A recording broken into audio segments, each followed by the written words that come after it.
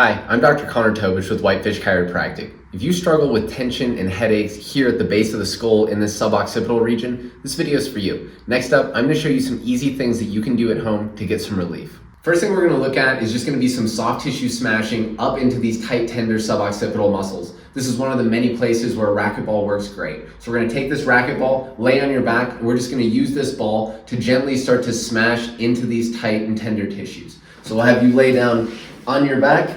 You can take the ball and get it right underneath those tight tissues. And from there, you're just going to start to kind of ease and sink into this area, create some pressure, and then we're just going to basically spend time in this position, cycling some full breaths into your belly.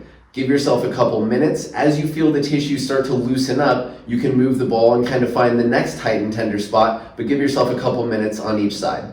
Next thing we're going to look at is just going to be a couple stretches for the area. This first one is going to be stretching some muscles that run from the shoulder and upper back up into the neck. So if you're sitting on a chair, you can take one hand, grab onto the seat that you're on. With your head, you'll look about 45 degrees away. Tuck your chin down, and then you can add a little bit of overpressure. You can play with the vector and the angle and find whatever kind of creates the right stretch for this area. So get into a position where you're feeling a good stretch. Then we can lightly activate those muscles as if we're going to pull our head back into our hand really gently. So we'll hold that contraction for 5 or 6 seconds. Then we can relax. See if we can go a little bit further. Maybe we need to change direction or vector again, find more tension, and rinse and repeat the cycle 3 to 4 times. Another stretch to kind of target more specifically the suboccipitals, you can again rotate away. With one hand, you're going to basically block your chin, almost creating a little bit of pressure backwards.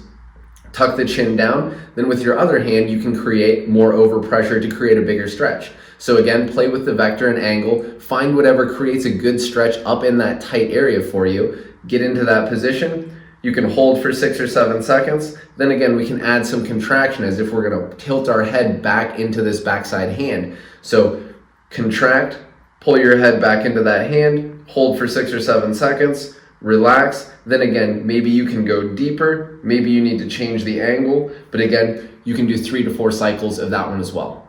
Last thing we're going to do is going to be a simple exercise to activate some of the deep muscles in the front side of the neck. So we're going to have you lay down on your back and we're going to work on these chin tuck exercises. So lay on your back. Sometimes bending the knees can be helpful. From here, we're going to emphasize chin tuck. We're going to keep the chin tucked like you're trying to hold a golf ball underneath your chin. So you'll start here, tuck the chin down, then we're going to pick our head up about 1 inch off the table and hold for 3 seconds.